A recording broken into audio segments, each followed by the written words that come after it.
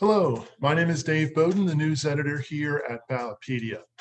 There's little doubt that 2020 will be remembered as the year of the coronavirus pandemic.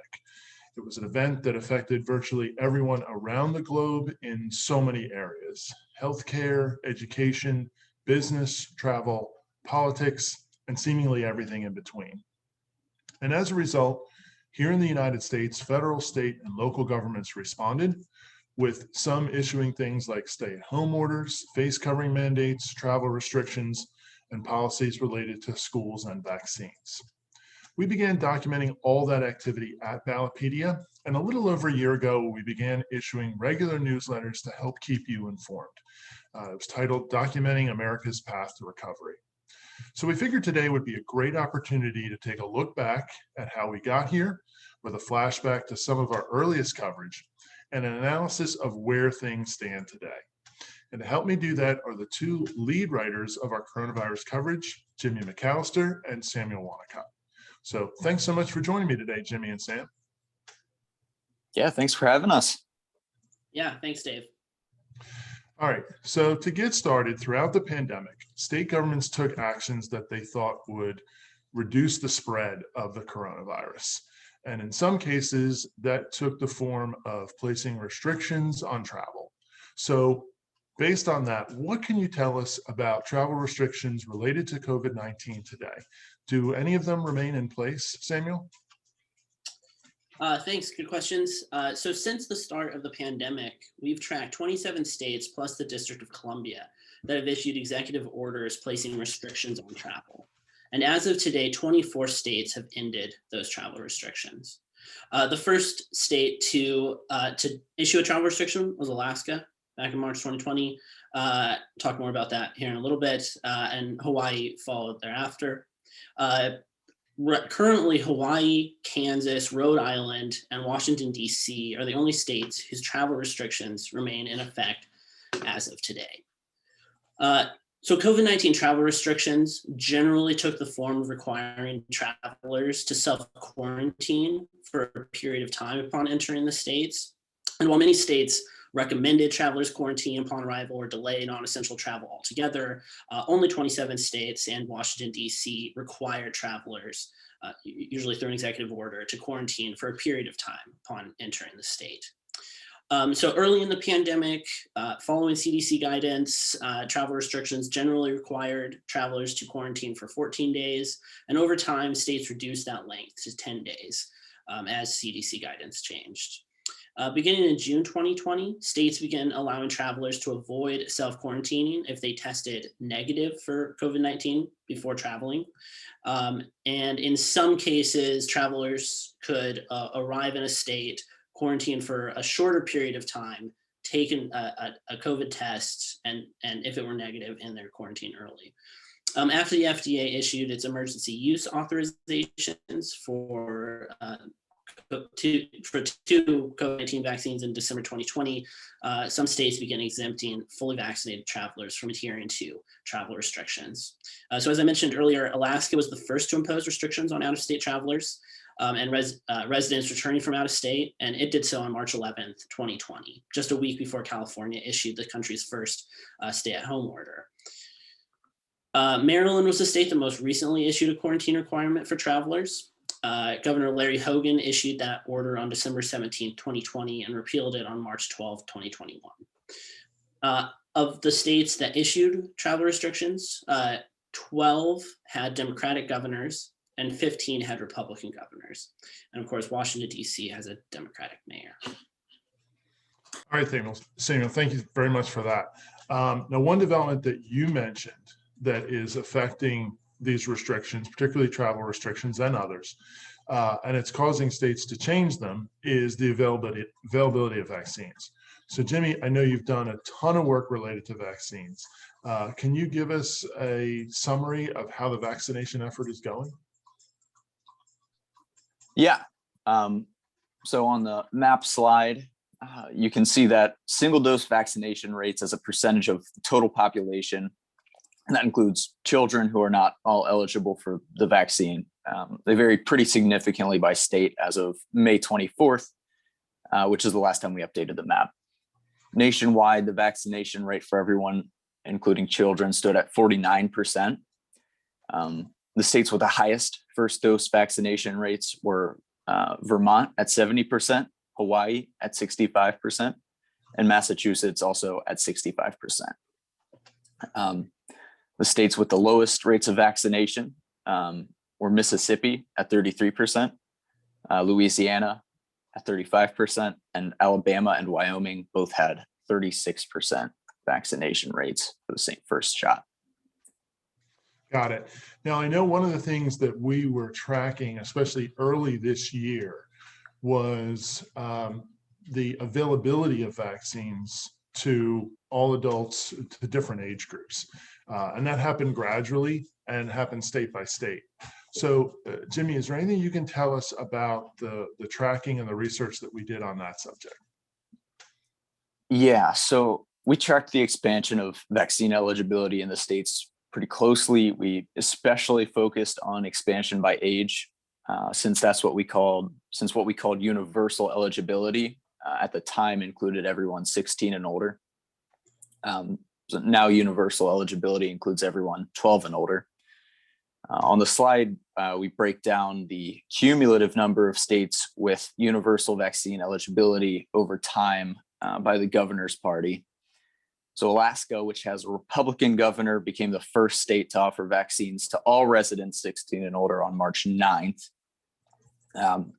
Kansas and Louisiana became the first states with Democratic governors to offer universal eligibility starting March 29th.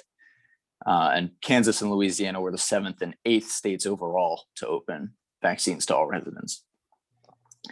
The last 6 states to open universal eligibility on April 19th were Hawaii, Massachusetts, New Jersey, Oregon, Rhode Island, and Vermont. And 2 of those last 6 states have Republican governors and 4 have Democratic governors.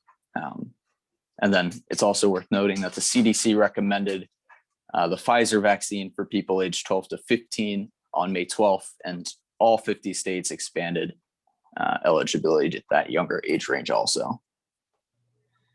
All right, Jimmy, thank you for that breakdown about vaccines. Now, as the vaccines become more widely available, there's an issue that's getting a lot of attention, and that's related to vaccine documentation or proof of vaccination requirements. So, Samuel, how are states responding to either the support for or opposition to these kinds of proof of vaccination requirements? Yeah, thanks, Dave. This issue has been getting a lot of attention. So as more people have become vaccinated against COVID-19, legislatures and governors have issued policies or passed legislation establishing the state's response to proof of vaccination requirements.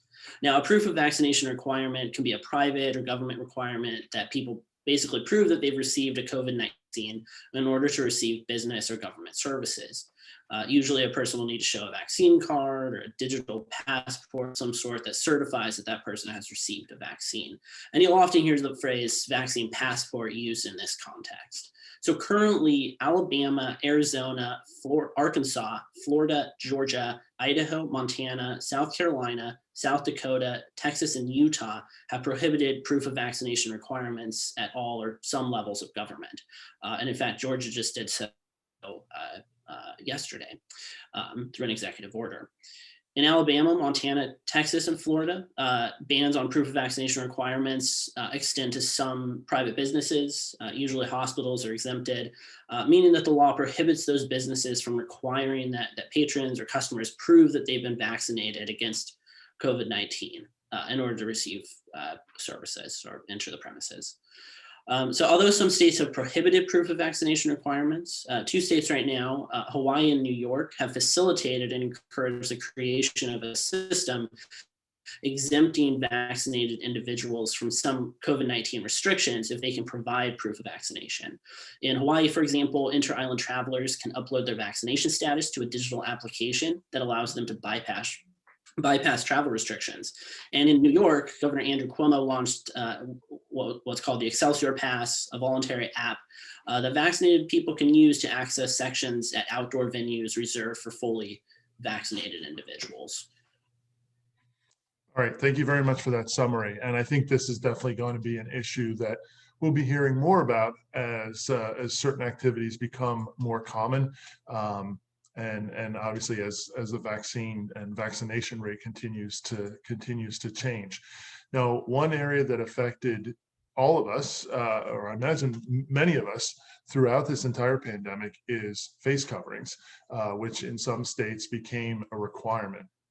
Now, the CDC recently updated its guidance on this subject to say that fully vaccinated people do not need to wear masks in most indoor and outdoor public settings. But of course, that was just a recommendation. And so, Jimmy, how have states and how many states have updated their own state requirements in response to the CDC recommendations? Yeah, so that's exactly right. The CDC issued guidance on May 13th that says fully vaccinated people do not need to wear masks in most indoor and outdoor public settings, regardless of the number of people gathered. That guidance still recommends fully vaccinated people wear masks and social distance at doctors' offices, hospitals, long-term care facilities like nursing homes, and they're also recommended in congregate settings like homeless shelters and prisons. And then the federal government still requires masks for all vaccinated and unvaccinated people on public transportation and at transportation hubs like airports and bus stations. So since the CDC issued that guidance, 5 states fully ended their statewide mask requirements for vaccinated and unvaccinated people through executive order. And there are a few exceptions, but we won't get into them here. And those states were Colorado, Maine, Maryland, Minnesota, and North Carolina. And 4 of those states have Democratic governors, and Maryland has a Republican governor. And then in addition to those 5 states, at least 16 additional states amended their existing mask orders to align with the CDC guidance. So those 16 states exempt fully vaccinated individuals from most indoor masking requirements, with the exceptions that the CDC outlined. So to zoom out to the bigger picture here, in total, 39 states issued statewide public mask requirements during the pandemic. 20 states still have statewide mask orders, including 16 of the 23 states with Democratic governors, and 4 out of the 27 states with Republican governors. All right, that's a great summary. Thank you for that, Jimmy. All right, so one area that I think is really interesting and really gets to the intersection of Ballotpedia's coverage of politics and policy in a pretty detailed way is the fact that governors and various state executive agencies in all 50 states used emergency powers in order to enact certain restrictions or, to basically access certain classes of material or undergo certain processes when the pandemic was underway. And this included things like stay-at-home orders and mask mandates, included things like restrictions on businesses and individuals, and also included things just like accessing certain categories of funding. So Samuel, this has gotten a lot of attention lately. Can you walk us through some of the work that you've done on this, what we're calling emergency power authority? Yeah, absolutely, Dave. So as you mentioned, governors and state agencies across the country declared emergencies in response to the coronavirus pandemic. And that generally allowed them to access resources unavailable to them during non-emergencies, like stockpiles of medical goods and equipment, for example. It also allowed them to waive or suspend certain rules and regulations. So all 50 states issued emergency declarations in response to the pandemic. The first state to do so was Washington, when Governor Jay Inslee declared a state of emergency on February 29th. And then governors continued declaring states of emergency through March and into April. In some of those states, emergencies were set to last until rescinded by the governor. And in other states, governors renewed their emergency orders every 15 to 30 days as required by law. Currently, COVID-19 emergencies have ended in 5 states. In Michigan and in Wisconsin, those emergency orders were ended via court order. And in North Dakota Alaska and Oklahoma, governors ended the state of emergencies. Most recently, Oklahoma Governor Kevin Stitt ended the statewide emergency on May 4th. So while all this has been going on, public officials, voters, and other stakeholders have raised questions about the way governors have responded to the pandemic, and in some cases have sought to enact legislation limiting emergency powers. Legislatures across the country have introduced bills that would allow legislatures to terminate emergency declarations and orders or restrict the governor's authority to regulate state and county level public health decisions. In many of these cases, these bills would allow the legislature to extend or revoke emergencies declared by a governor after a particular amount of time. So since March 2020, we've tracked 12 bills aimed at increasing legislative oversight of gubernatorial emergency power authority that have been enacted. And they've been enacted in Arkansas, Colorado, Indiana, Kansas, Kentucky, New York, Ohio, Pennsylvania, and Utah. Now, in some of these states, so for example, in New York and Kansas, governors have signed legislation giving the legislature basically more control over their emergency powers.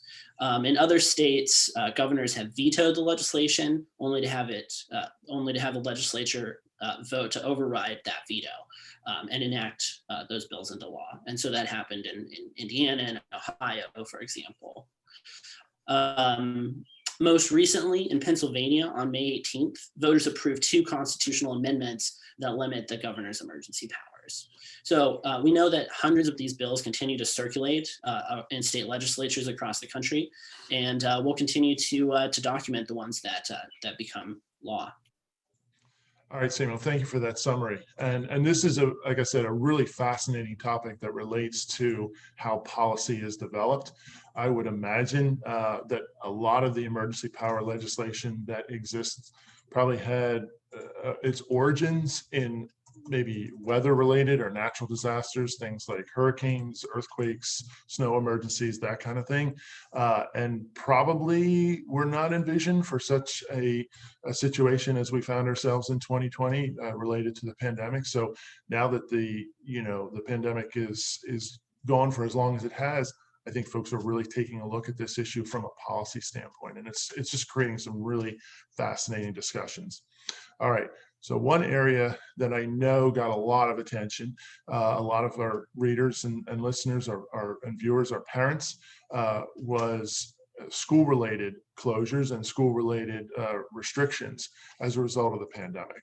And I know, Jimmy, you've been following this extensively over the last 14 months. So what can you tell us about how school closures and school reopenings have happened and how they've been mandated at the state level?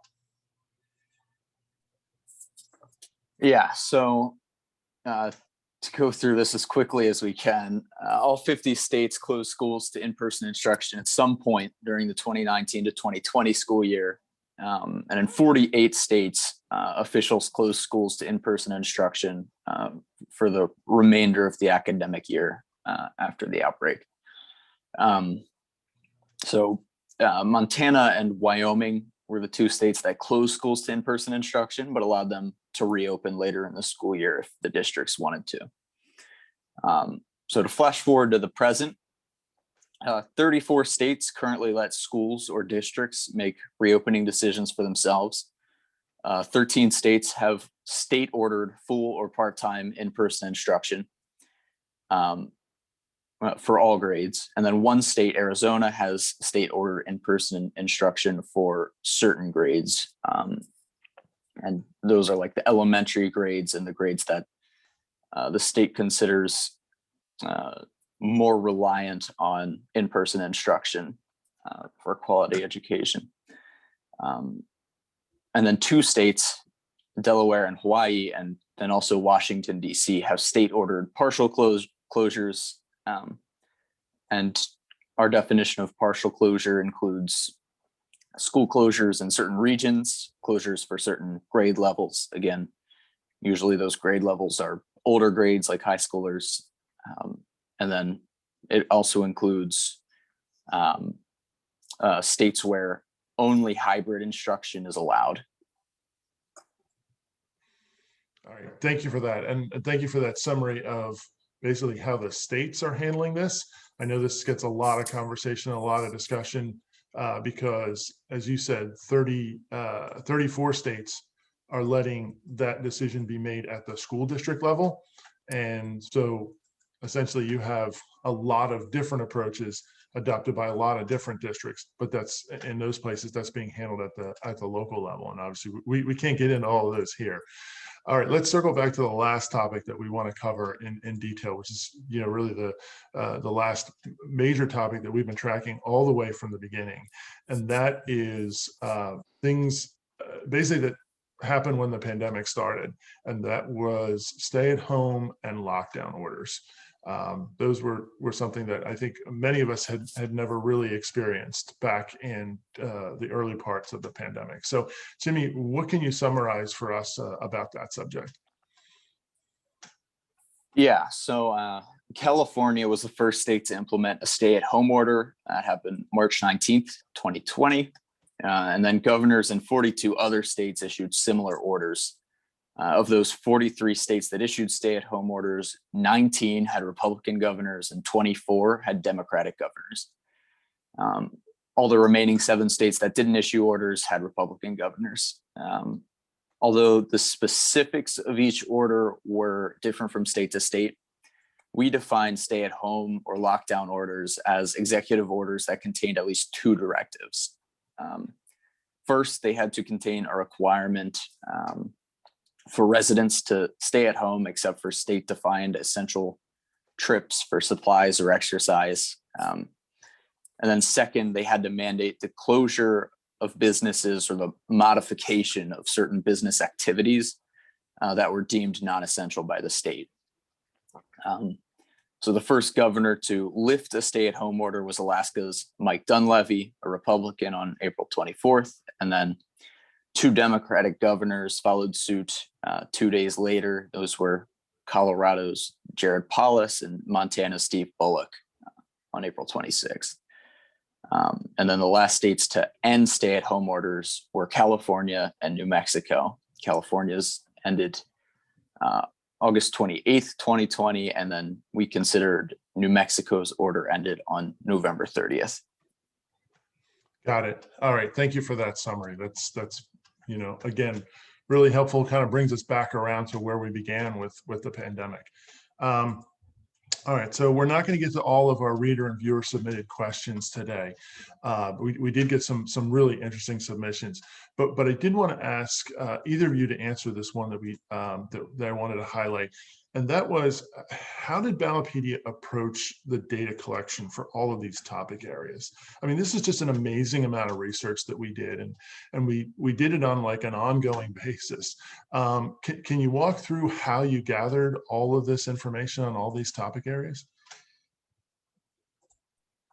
So I'll jump in. It's a tough question to answer because things have changed so fast with the government responses and stuff, and with regards to which issues were the most salient at the time. So things have changed a ton. But generally speaking, our research has consisted of, a lot of communication. Each of us would handle one specific topic area, and we do daily checks on that. So for example, I handled schools, Sam handled travel restrictions, and if we stumbled across something in the other person's topic area, we would send it their way. And then we each had a list of our own states that we would do state-specific checks for as well. And if we, again, saw anything there, we would send it the other person's way. And that really allowed us to get really comprehensive with it, with daily checks on, governor executive order pages, newsroom pages, and then, our standard Google search terms that we would look at every day. There's not much room for us to have missed much. Well, I know what our readers really appreciated is the systematic way we broke down topics. And We didn't kind of get caught up in local differentiations, but we really kind of adopted an approach of how we were going to analyze a particular topic, as you mentioned, and systematically went through and presented that information. So thanks for that insight, Jimmy. I appreciate that. So we're pretty much out of time, but I want to thank you for walking through all of this today. This has been great stuff. So thank you very much for being on board the webinar. Yeah, thank you for having us. Yeah, thanks so much, Dave. This was a lot of fun. All right, I hope you all enjoyed this look at our coronavirus coverage over what has been a very news-filled 13 or 14 months. And of course, this is just an example of the type of work that we do on all sorts of topics related to politics, government, and policy. And in just a second, I'm going to tell you how to stay on top of all of the things that we do. But first, I want to remind everyone watching that we at Ballotpedia rely on donations for all that we do. So if you like our work and you want to support us, please consider donating by going to www.ballotpedia.org/donate and look at the ways in which you can contribute and make our coverage possible. To stay connected with us, you're going to want to do one of two things, or both. One is to regularly visit our homepage, and that's ballotpedia.org. And there we're going to feature the latest political news, along with links to all of our major coverage areas and our coverage analyses. And the other way to stay informed is through our newsletters. We mentioned our coronavirus newsletter that we started a little over a year ago called Documenting America's Path to Recovery. But we have newsletters on a wide variety of topics, from election policy to the federal courts to the administrative state, and everything else in between. So if you've never subscribed to our newsletters, let me recommend two to get you started. One is our flagship daily political news summary called The Daily Brew. The other is our weekly recap that comes out on Saturdays, The Tap. You can click on the link on our homepage and you can review samples of all of our newsletters and subscribe to whichever ones you like. They're all free. So thank you very much for joining us at this look at our coronavirus coverage, and have a great day.